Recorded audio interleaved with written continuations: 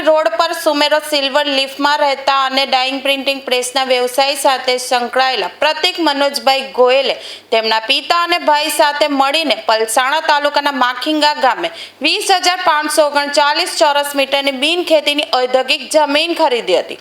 આ જમીનનો પાકો વેચાણ દસ્તાવેજ કરવાનો હોવાથી તેઓએ પોતાના વકીલ અજય આર મહેતાની સલાહ પર રાંદેર રોડ સ્થિત કલ્પના સોસાયટીમાં રહેતા અને સ્ટેમ્પ વેન્ડર તરીકે કામ કરતા રામ કિરીટ કુમાર મેવાવાલાનો સંપર્ક કર્યો હતો।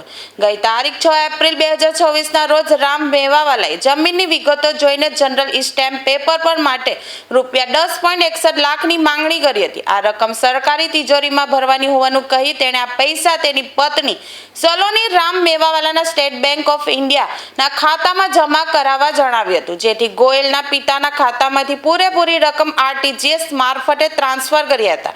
પૈસા ટ્રાન્સફર થયા બાદ બીજા દિવસે સ્ટેમ્પ પેપર આપવાનો વાયદો કરાયો હતો, પરંતુ ત્યારબાદ આરોપી રામ મેવાવાલા સતત બહાનાબાજી કરવા લાગ્યો હતો।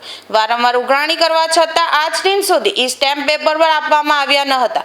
પરિવારે પોતાની રકમ પરત માંગી ત્યારે આરોપી ઉશ્કેરાઈ ગયો હતો અને પૈસા અંગત ખર્ચામાં વપરાઈ ગયા છે, થાય તે કરી લો તેમ કહીને ઉડાવ જવાબ આપી ધ્યાનથી મારી નાખવાની ધમકીઓ આપવા લાગ્યો હતો।